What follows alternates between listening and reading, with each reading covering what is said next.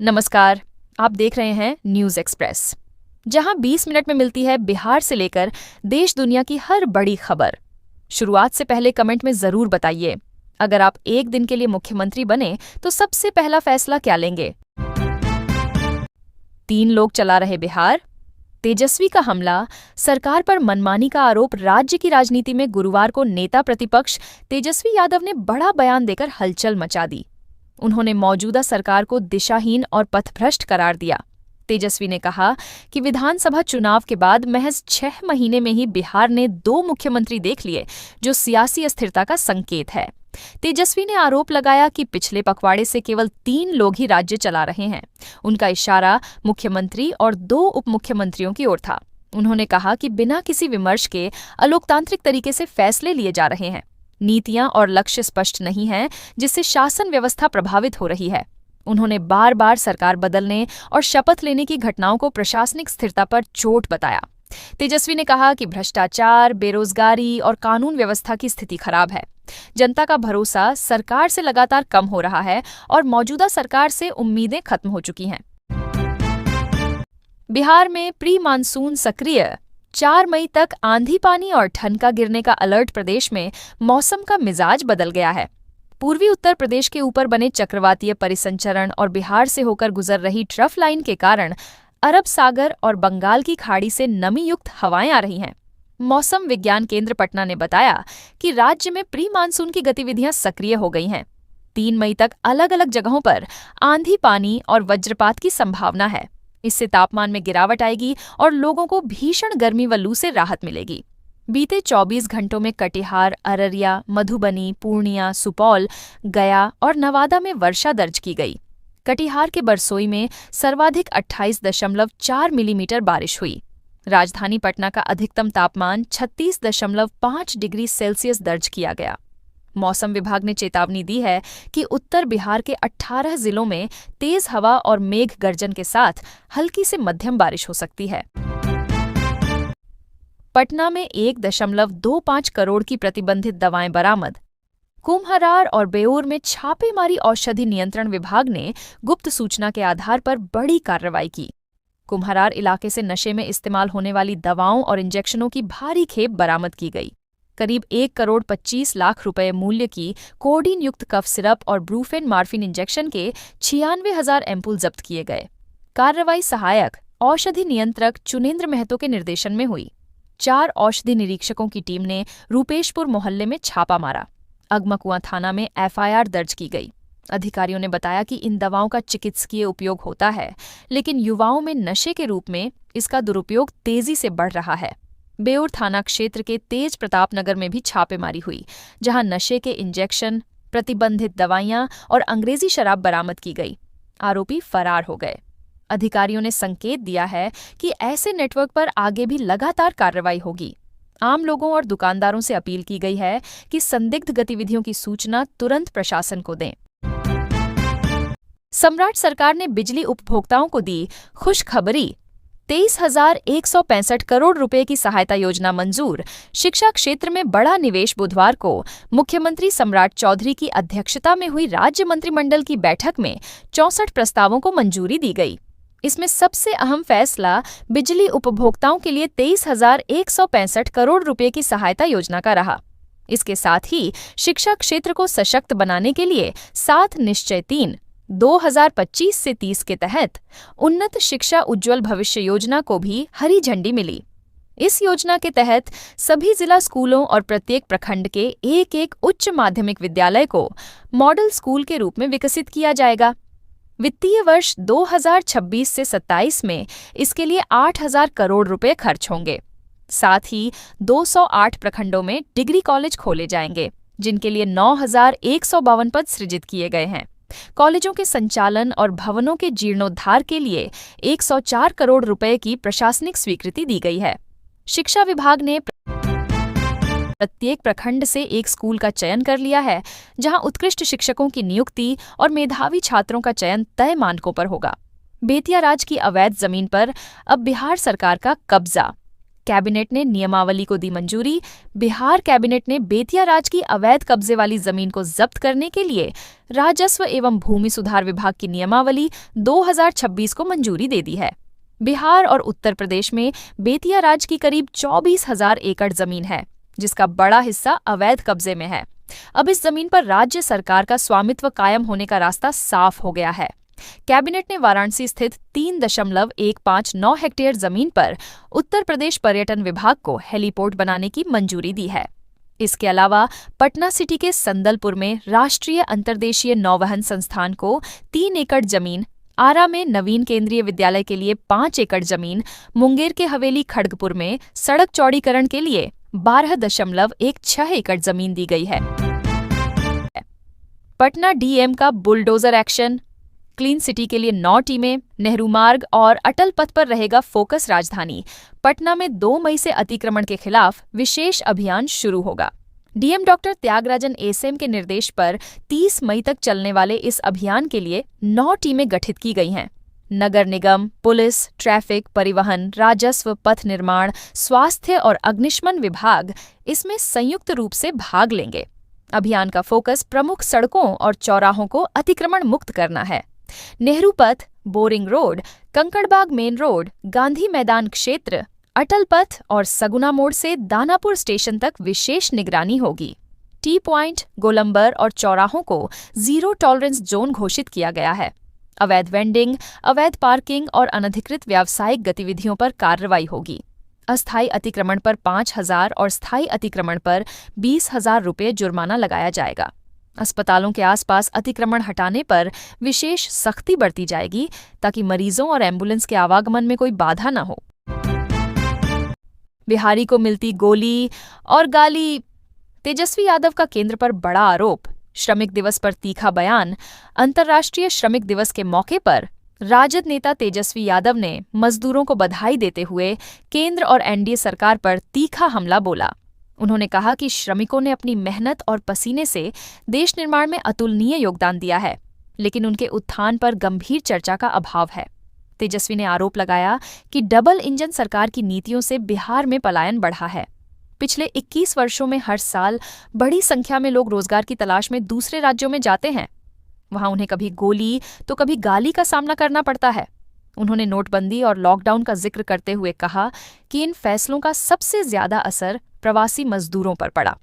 तेजस्वी ने तंज कसते हुए कहा कि भाजपा नेताओं को श्रमिक दिवस का नाम बदलकर बिहार समर्पित दिवस कर देना चाहिए, क्योंकि बिहार श्रमिकों की आपूर्ति में आगे है लेकिन औद्योगिक विकास में पीछे रह गया है। उन्होंने अपील की कि विश्व श्रमिक दिवस पर सभी लोग बिहार से पलायन रोकने और मजदूरों के जीवन में सुधार का संकल्प लें। बिहार में मौसम बदला। पटना समेत 20 जिलों में तापमान में गिरावट। 6 मई तक आंधी पानी और ओले के आसार। दक्षिण पूर्व उत्तर प्रदेश और गंगीय पश्चिम बंगाल से आ रही नमी युक्त हवाओं के कारण बिहार का मौसम बदल गया है। मौसम विज्ञान केंद्र पटना ने 6 मई तक आंधी पानी और वज्रपात की चेतावनी जारी की है।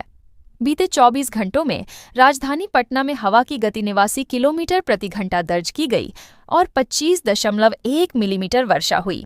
अधिकतम तापमान 7 डिग्री गिरकर 29.7 डिग्री सेल्सियस हो गया। भभुआ, कैमूर में सर्वाधिक 33.3 डिग्री तापमान दर्ज किया गया। पूर्णिया के कस्बा में 87.4 मिलीमीटर वर्षा दर्ज की गई। पटना समेत 20 जिलों में तापमान में गिरावट आई है। मौसम विभाग ने कहा कि अगले कुछ दिनों तक तेज हवा और हल्की से मध्यम बारिश जारी रहेगी, जिससे लोगों को लू और भीषण गर्मी से राहत मिलेगी। बिहार के गांवों की सड़कों पर सफर हुआ आसान। लग रहे रेट्रो रिफ्लेक्टिव साइन और रोड फर्नीचर ग्रामीण कार्य विभाग ने राज्य के सुदूर गांवों को पक्की सड़कों से जोड़ने के बाद अब सड़क सुरक्षा को सर्वोच्च प्राथमिकता दी है। विभाग ने 24,859 स्थानों की पहचान कर वहां रेट्रो रिफ्लेक्टिव साइन लगाने का निर्णय लिया है, जिनमें से 21,536 स्थानों पर इन्हें स्थापित भी कर दिया गया है। इसके अलावा 23,515 ग्रामीण सड़कों पर गांव के नाम वाले साइन बोर्ड लगाए गए हैं। 26,250 सड़कों पर किलोमीटर स्टोन और 200 मीटर स्टोन भी लगाए गए हैं, ताकि यात्रियों को दूरी और मार्ग की जानकारी मिल सके। पैदल चलने वालों, विशेषकर विद्यालय जाने वाले बच्चों, अस्पताल जाने वाले मरीजों और बुजुर्गों की सुरक्षा को ध्यान में रखते हुए जेब्रा क्रॉसिंग और अन्य सुरक्षा मानक भी लगाए जा रहे हैं। इन प्रयासों से ग्रामीण यातायात की तस्वीर बदल रही है और रात के समय या खराब मौसम में भी सुरक्षित ड्राइविंग संभव हो रही है। बिहार के सभी जिलों के डीएमएसपी के साथ सम्राट की मीटिंग, सुशासन और रोजगार पर फोकस मुख्यमंत्री सम्राट चौधरी ने गुरुवार को जिलाधिकारियों और पुलिस अधीक्षकों के साथ बैठक की। उन्होंने कहा कि बिहार आने वाले किसी भी व्यक्ति को सुशासन का प्रभाव दिखना चाहिए। अपराध होने पर दोषियों को 48 घंटे के भीतर गिरफ्तार कर चार्जशीट दाखिल करने का निर्देश दिया गया। उन्होंने उद्योगों की स्थापना को प्राथमिकता बताते हुए कहा कि इस वर्ष 20 नवंबर तक 5 लाख करोड़ रुपए निवेश का लक्ष्य है। बैठक में उन्होंने पूर्व मुख्यमंत्री नीतीश कुमार का नाम 3 बार लिया, सुशासन, शराबबंदी और जाति आधारित जनगणना के संदर्भ में। मुख्यमंत्री ने कहा कि शराबबंदी और नारकोटिक्स के खिलाफ सघन अभियान चलाया जाए, सड़क दुर्घटनाओं पर रोक लगाने के लिए व्यवस्थित काम हो और पीड़ित परिवारों को 4 लाख रुपए का अनुदान दिया जाए। उन्होंने कहा कि अगले 5 वर्षों में 1 करोड़ रोजगार देने का लक्ष्य है और यदि सब मिलकर काम करें तो 5 करोड़ तक रोजगार उपलब्ध कराए जा सकते हैं। भागलपुर में बड़ा एक्शन। हाईकोर्ट की पहल पर रिमझिम होटल ध्वस्त। तिलका मांझी बरारी मार्ग को जाम से मुक्ति शराब बरामदगी मामले में विवादों में रहे रिमझिम होटल पर 8 साल बाद प्रशासन का पीला पंजा चला। हाईकोर्ट के आदेश के बाद जिला प्रशासन और नगर निगम ने गुरुवार शाम 5 बजे से देर रात तक होटल को पूरी तरह ध्वस्त कर दिया। होटल को लेकर लंबे समय से कानूनी विवाद चल रहा था। हाईकोर्ट के स्पष्ट आदेश के बाद प्रशासन ने योजनाबद्ध तरीके से कार्रवाई की। भारी पुलिस बल और दंडाधिकारी मौके पर तैनात रहे। जेसीबी मशीनों से होटल का ढांचा धीरे धीरे जमींदोज कर दिया गया। होटल हटने से तिलका मांझी बरारी मार्ग चौड़ा हो गया है। इससे यातायात व्यवस्था में सुधार होगा और लंबे समय से बनी जाम की समस्या खत्म होगी। विशेष रूप से अस्पताल जाने वाली एम्बुलेंस, स्कूल वाहनों और आम लोगों को राहत मिलेगी। नगर आयुक्त किसलय कुशवाहा ने मलबा हटाने का तत्काल निर्देश दिया ताकि यातायात बहाल हो सके। मुजफ्फरपुर में कुर्की शुरू होते ही बदमाशों ने डाले हथियार। पुलिस देख रह गई। दंग जिले में फरार अपराधियों पर शिकंजा कसने के लिए एसएसपी कांतेश कुमार मिश्रा के निर्देश पर विशेष अभियान चलाया जा रहा है। गुरुवार को हथौड़ी थाना क्षेत्र के कुख्यात प्रेम कुमार सिंह उर्फ टाइगर और कांटी थाना क्षेत्र के विकास कुमार के घर पर कुर्की की कार्रवाई शुरू हुई। जैसे ही पुलिस ने विधिवत कुर्की की प्रक्रिया प्रारंभ की, दोनों बदमाशों ने दबाव में आकर पुलिस के सामने आत्मसमर्पण कर दिया। पुलिस ने उन्हें मौके पर ही गिरफ्तार कर लिया। प्रेम कुमार सिंह उर्फ टाइगर पर हत्या और रंगदारी के 15 से अधिक मामले दर्ज हैं, जबकि विकास कुमार 2021 के गंभीर मामले में फरार था। पुलिस का कहना है कि पूछताछ में कई अन्य बदमाशों के ठिकानों की जानकारी मिली है और कार्रवाई जारी है। ये घटना पुलिस की सख्ती और दबाव का बड़ा असर मानी जा रही है। बेगूसराय में 4.5 लाख जीविका दीदियों को मिलेगा रोजगार। गिरिराज सिंह का बड़ा ऐलान। बेगूसराय के बीहट स्थित निफ्ट एक्सटेंशन सेंटर में आयोजित समारोह में केंद्रीय मंत्री गिरिराज सिंह ने महिला सशक्तिकरण को नई दिशा देने का संकल्प लिया। उन्होंने कहा कि जिले में 4.5 लाख जीविका दीदियों को रोजगार देने का लक्ष्य रखा गया है। बरौनी औद्योगिक क्षेत्र में रोजगार के अवसर तैयार किए जा रहे हैं। आदित्य बिड़ला समूह के कारखानों में पहले चरण में 800 से 1000 महिलाओं को नौकरी मिलेगी। प्रशिक्षण प्राप्त महिलाओं को प्राथमिकता दी जाएगी। कार्यक्रम में महिलाओं को सिलाई, कटिंग, पैकिंग और एम्ब्रॉयडरी का प्रशिक्षण दिया गया। 35 महिलाओं को 3 माह का प्रशिक्षण पूरा करने के बाद प्रमाण पत्र दिया गया और अगले माह ऑफर लेटर मिलने का आश्वासन दिया गया। गिरिराज सिंह ने कहा कि यह पहल ग्रामीण अर्थव्यवस्था को मजबूती देगी और महिलाओं को आत्मनिर्भर बनाएगी।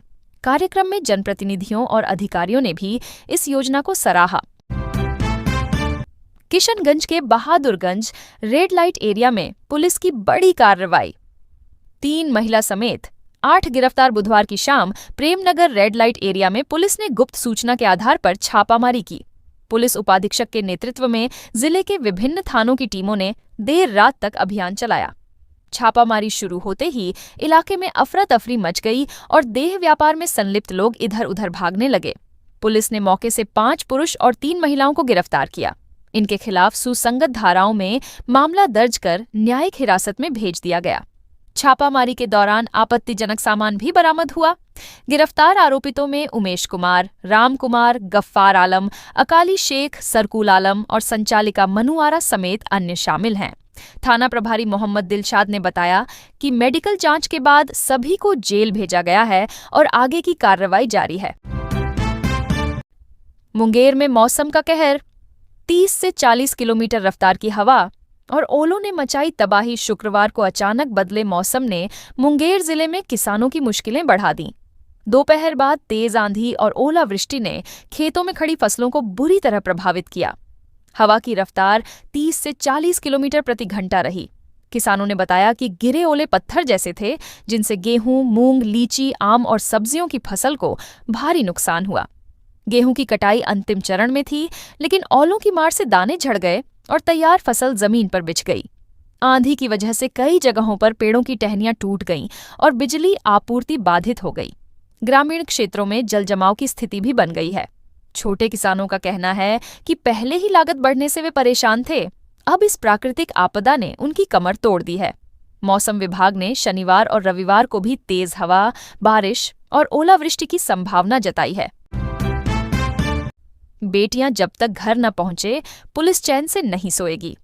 सीएम सम्राट चौधरी का सख्त निर्देश। नालंदा में एक जनसभा को संबोधित करते हुए मुख्यमंत्री सम्राट चौधरी ने महिलाओं और बच्चियों की सुरक्षा को सर्वोपरि बताया। उन्होंने सभी जिलाधिकारियों और पुलिस अधीक्षकों को निर्देश दिया कि बेटियों के सुरक्षित घर लौटने तक पुलिस प्रशासन मुस्तैद रहे। मुख्यमंत्री ने भ्रष्टाचार और अपराध के खिलाफ जीरो टॉलरेंस नीति दोहराई। उन्होंने कहा कि महिलाओं के खिलाफ हिंसा कतई बर्दाश्त नहीं होगी। उन्होंने राजकीय मेले का उद्घाटन करते हुए जनता को आश्वस्त किया कि प्रशासनिक ढांचे को लगातार सुदृढ़ किया जा रहा है। सम्राट चौधरी ने कहा कि अपराधियों के खिलाफ सीधे और सख्त कार्रवाई होनी चाहिए। उन्होंने कहा कि 10 से 15 साल की बच्चियों से जघन्य अपराध करने वालों को माला पहनाने की जरूरत नहीं है, बल्कि उनकी तस्वीर पर माला चढ़ाने जैसी कार्रवाई होनी चाहिए, ताकि पूरे प्रशासनिक तंत्र में सख्ती का संदेश जाए। सहरसा में सीओ आवास में चोरी का प्रयास। पत्नी की नजर पड़ते ही 2 घंटे में बड़ी कार्रवाई। सिमरी बख्तियारपुर में अंचलाधिकारी शुभम वर्मा के सरकारी आवास में गुरुवार को चोरी का प्रयास हुआ। आरोपी युवक पानी की मोटर खोलने की कोशिश कर रहा था, तभी सीओ की पत्नी की नजर उस पर पड़ गई। उन्होंने शोर मचाया, जिसके बाद आरोपी मौके से भाग निकला। घटना सीसीटीवी कैमरे में कैद हो गई। इसके आधार पर सीओ ने थाना में लिखित आवेदन दिया। पुलिस ने तुरंत एफआईआर दर्ज कर छापेमारी शुरू की। महज 2 घंटे में आरोपी को गिरफ्तार कर लिया गया। गिरफ्तार युवक की पहचान माखन टोला निवासी रोमित कुमार उर्फ हड्डी के रूप में हुई।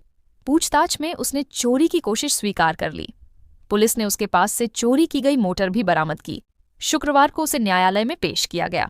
इस त्वरित कार्रवाई से इलाके में सुरक्षा का भरोसा बढ़ा है और चोरों में हड़कंप मच गया है। वैशाली में प्रेमी के साथ बगीचे में पकड़ी गई 2 बच्चों की मां।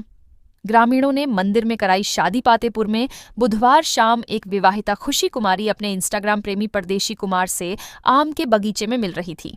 तभी ग्रामीणों ने दोनों को रंगे हाथ पकड़ लिया। इसके बाद ग्रामीणों ने उन्हें नगर पंचायत के छपकी पोखर स्थित मंदिर ले जाकर विवाह संपन्न करा दिया। घटना का वीडियो सोशल मीडिया पर वायरल हो रहा है। खुशी कुमारी की शादी 2022 में राजीव पासवान से हुई थी और उनके 2 छोटे बेटे भी हैं, लेकिन उन्होंने साफ कहा कि अब वह अपने पहले पति के साथ नहीं रहेंगी और परदेशी कुमार के साथ ही जीवन बिताएंगी। पहले पति राजीव पासवान ने भी कहा कि पत्नी का अफेयर पहले से चल रहा था और अब वह उसे अपने साथ नहीं रखना चाहते। ग्रामीणों की मौजूदगी में दोनों की शादी कराई गई और यह घटना पूरे इलाके में चर्चा का विषय बन गई। बुद्ध पूर्णिमा पर सीएम सम्राट चौधरी ने गयाजी के विष्णुपद मंदिर में की पूजा अर्चना। बिहार के विकास की कामना, मोक्ष और ज्ञान की भूमि गया में मुख्यमंत्री सम्राट चौधरी ने विष्णुपद मंदिर में भगवान श्री हरि के चरणों पर पुष्पांजलि अर्पित की और दूधाभिषेक कर पूजा अर्चना की। उन्होंने बिहार में शांति, समृद्धि और विकास की कामना की। इसके बाद मुख्यमंत्री देवघाट पहुंचे और गयाजी रबर डैम का अवलोकन किया। उन्होंने विष्णुपद और देवघाट कॉरिडोर बनने वाले स्थल का निरीक्षण भी किया।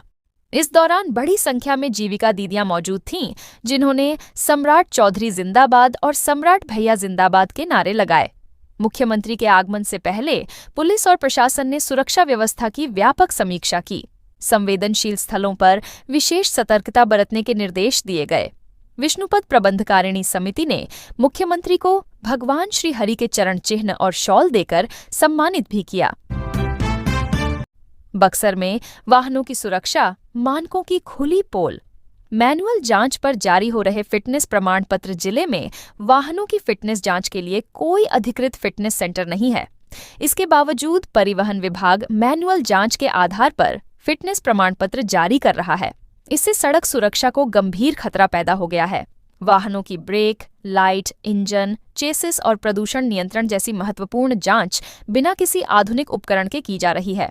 विभाग ने पहले सभी वाहनों को सासाराम में फिटनेस जांच के लिए भेजने का आदेश दिया था, लेकिन स्थानीय विरोध के बाद इसे शिथिल कर दिया गया और 5 मार्च से फिर मैनुअल प्रक्रिया शुरू कर दी गई। विशेषज्ञों का कहना है कि बिना तकनीकी जांच के प्रमाण पत्र जारी करना आम जनता की जान से खिलवाड़ है। जर्जर और अनफिट वाहन सड़क दुर्घटनाओं का प्रमुख कारण बनते हैं। जिला परिवहन अधिकारी राजकुमार प्रसाद ने कहा कि एमवीआई द्वारा फिजिकल जांच के आधार पर प्रमाण पत्र दिए जा रहे हैं। विभाग का दावा है कि संसाधनों की कमी के बावजूद व्यवस्था को सुचारू रखने की कोशिश की जा रही है, लेकिन विशेषज्ञों की चिंता है कि यह प्रक्रिया किसी बड़े हादसे को न्योता दे सकती है।